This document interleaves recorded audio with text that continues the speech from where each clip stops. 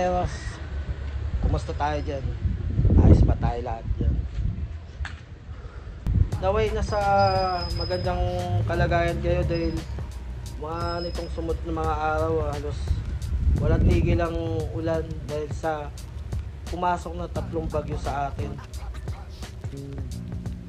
Naway nasa mabuti kayong kalagayan at nawala na yung mga baha sa bawat lugar natin at nasasig tayong kalagayan lahat. Noong nakaraang linggo nga pala is umatid tayo ng anniversary ng BMX o Buhay Minivan exclusive. Naging masaya naman yung event, naging successful at lahat naging panalo at naging masaya. At matid kami ni Lakbay. Buti nga kamo bago bumagsak ang maglandfall ang bagyo noon na si Dante, natuloy yung event na yon at lahat kami di nahirapan bumiyay at yung ilan nahirapan dahil malalayo, mga nasa Cavite, nasa Las Piñas, sa Bulacan, at tayo dito lang naman tayo sa Valenzuela is nakatin naman tayo sa isabuhay anniversary ng Buhay Minivan. Dalawang meetup yata na hindi kami nakatin ni Lakbay. Doon sa isabuhay anniversary is nakatin kami ni Lakbay. At masaya naman, nakauwi kami na masaya at may mga freebies at may mga vlogger na rin na pumunta na miyembro ng BMX. Masaya naman at saka at yung event na yun hindi ako naging parang iba.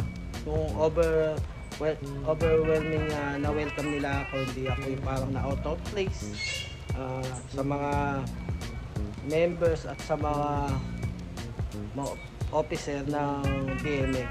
Thank you nga pala sa mga nakabanding ko. Hindi ko isa-isahin kasi ang dami kong nakausap, ang dami kong na-meet. At masaya ko, may bago na naman kaming kaibigan at lumawak pa yung pagkakaroon ng kaibigan, lumawak pa yung mundo ko. Kahit na bumabagyo, bumibiyahe pa rin kami ni Lakbay dahil may pinasok kaming business sa bigasan at iba pang business na pinasok namin, nakasama si Lakbay. Kahit na bumabagyo nun nilulusong pa rin namin to sa baha, pati si Pangarap. Yan, dalawa sila katulong namin sa paghahanap buhay sa mga business namin. Sinubukan ko na rin na kung gaano katibay ang isang minivan, lalo na sa isang baha tulad ni Lakbay. Mas na pabilib ako sa builders ni Lakbay dahil yung ganong kataas na baha dun sa may Basolo Rincon dito sa amin sa Valenzuela is no choice kasi ako talagang nilusong ko talaga siya sa baha dahil wala naman kaming dadaanan na iba nun dahil yung mga alternate route naman dun sa mga highway is matataas ang tubig. Then dumaan ako dito sa may na normally na dinadaanan namin, hindi ko makakalain na ganun pa rin kataas. Kaya nilusong ko siya nun at awa naman ng Diyos hindi naman nagkaroon ng problema sa makina si Lakbay.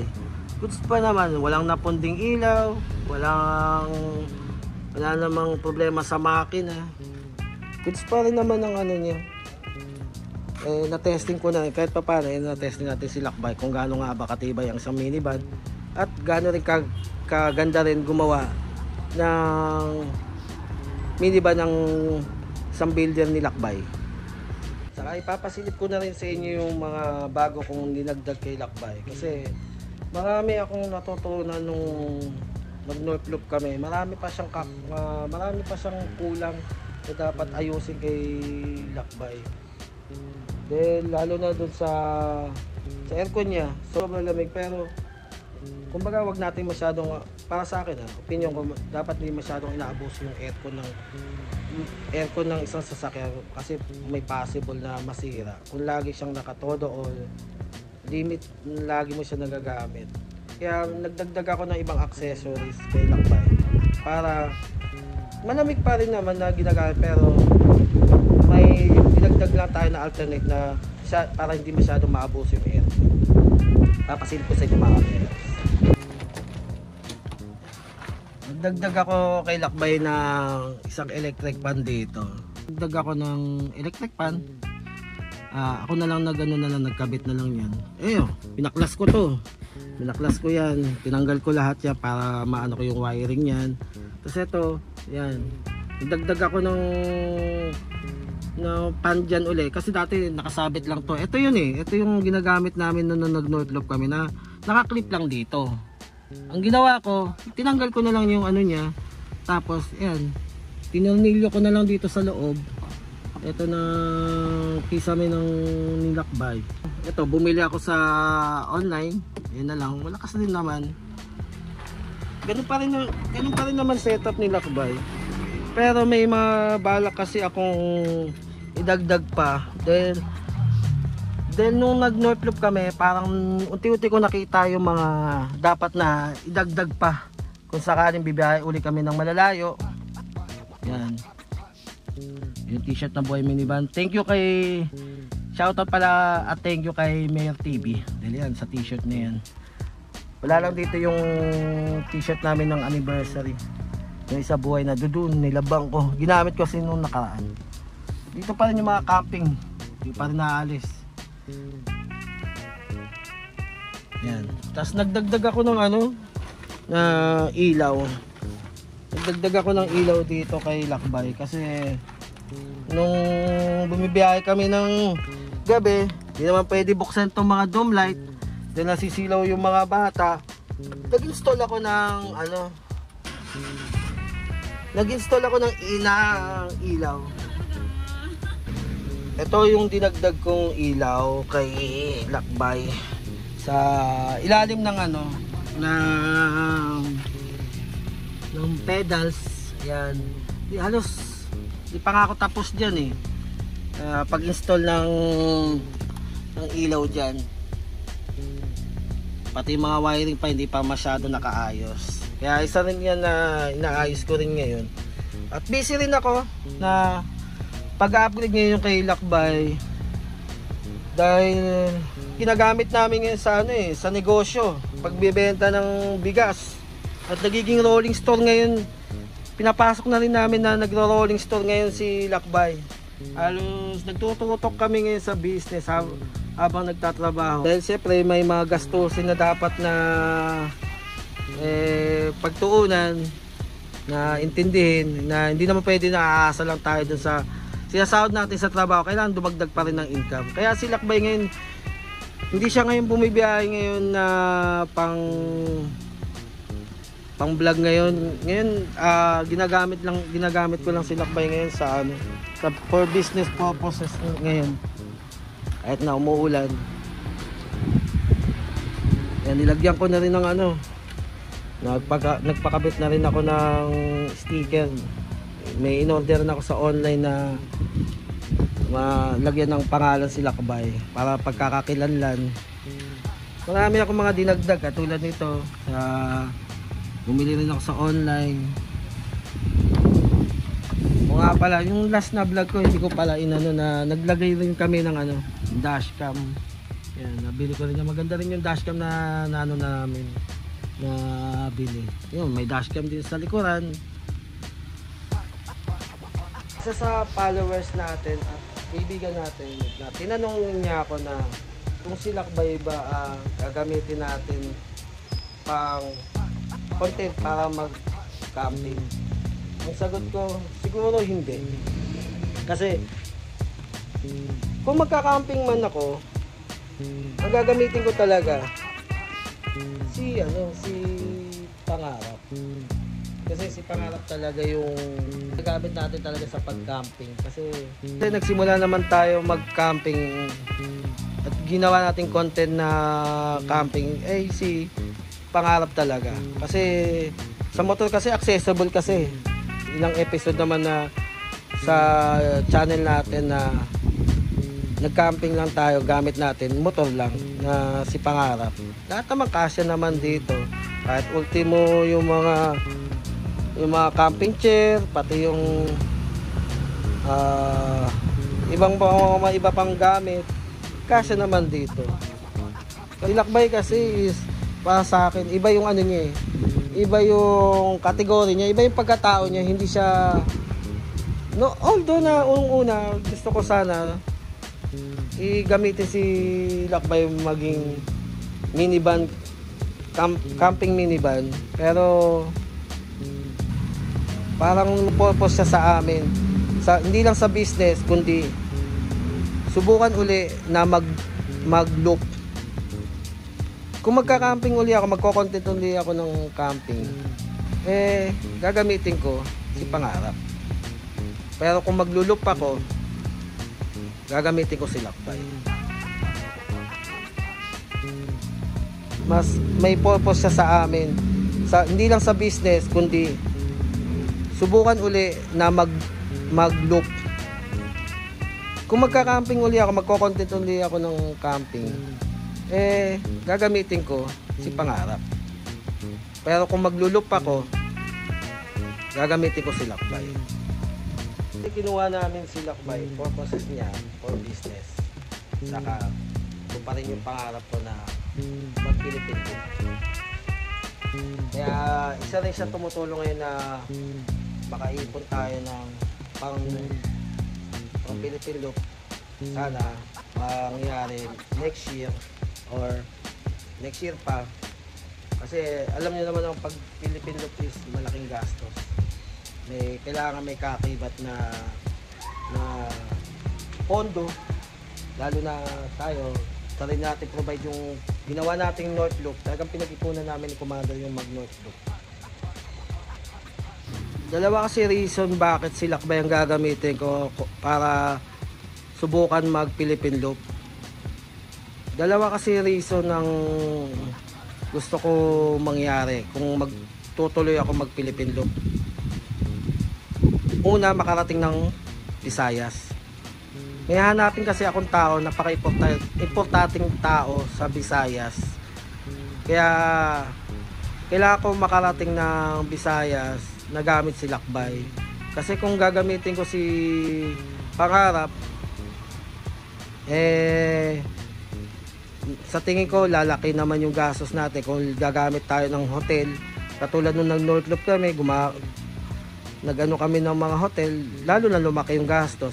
Pero kung si Lakbay ang gagamitin ko, kahit matulog lang tayo sa daan, ipapark lang natin sa mga gasolina, makakatipid ako ng gastos.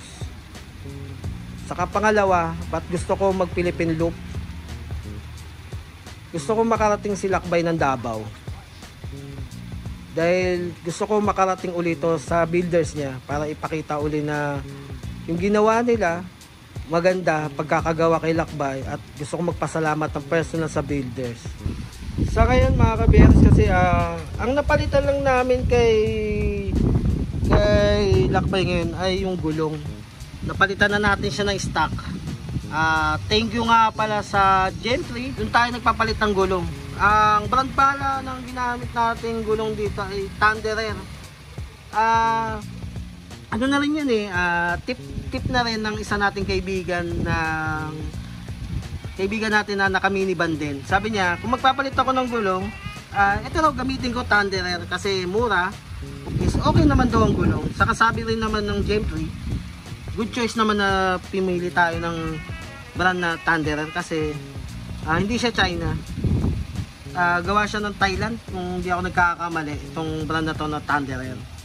Nawala nga yung ano niya yung tagtag ni Lakbay. Nung pinalitan natin ng gulong, kasi nag-iisip rin kami kung ano yung pinakamagandang brand ng gulong na abot kaya na quality naman. Ito naman, goods naman siya gamitin Umuulan na naman. Sisimula naman umulan. Gagawa uli ako ng isang episode.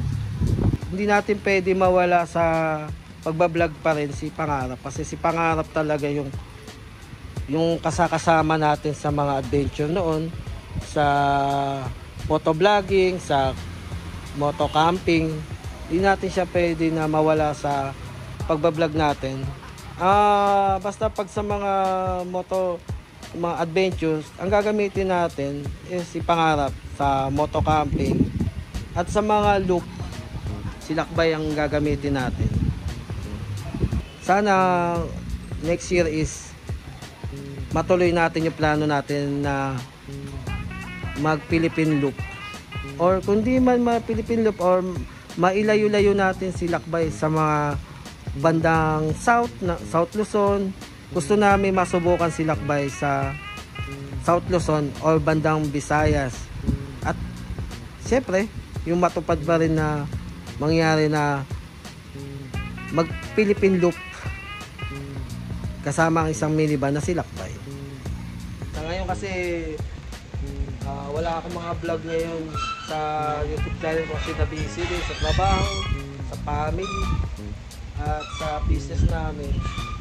Pero makakabalik pa rin naman tayo. Sa ngayon kasi bumabagyo, kaya hindi rin masyadong active rin ako sa pagbablog ngayon. Pero babalik pa rin tayo kung saan tayo. Kung kinahiligan natin at kung saan tayo nagsimula. Habang nagpe-prepare pa naman tayo na pangarapin at tuparin yung mag Philippine loop, inuunti-unti ko munang i-upgrade yung mga ibang accessories ni lakbay. Dagdagan siya para sa isang mahabang biyahe muli kung mangyari man uli next year. Kasi nung nag-North Loop kami, maraming aral at marami akong naisip na karagdagan dapat na dagdag pa kay lakbay.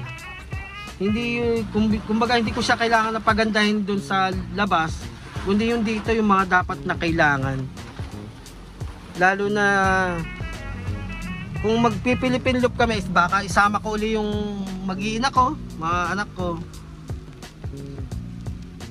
Kaya kailangan na hindi kailangan, dapat talaga na mas maganda pa yung setup ni lakbay. Pag bumaba kami ng Visayas at Mindanao, kasi syempre medyo mahaba-habang biyahe yun. At yung makina naman niya, syempre bago tayo umalis uli mag Philippine loop, isi-secure natin na maayos ang makina niya, naka-condition. Gusto ko magpasalamat sa mga kabiyaheros na sumusuportang tunay sa akin, dahil kahit na wala na akong vlog ngayon, wala akong update vlog, is may mga sumusuporta pa rin. Maraming salamat mga kabiyaheros. Sa ngayon wala tayong mga vlog ngayon, kundi ito lang, pinasilip ko lang sa inyo si lakbay, kung ano na yung mga in-upgrade ko at yung mga nilagay ko. Muli, maraming salamat mga kabiyaheros sa suportang tunay at sa panonood ngayong vlog na to. Naway na sa mabuting kalagayan kayo, dahil ngayon panahon na ng tag-ulan at marami nang pumapasok na bagyo dito sa ating bansa. Maging alerto po tayong lahat at mag-ingat po kayo. Yun lang po. Ako po si Rix TV, ang nag-iisang kabiyaheros nyo. Maraming salamat po.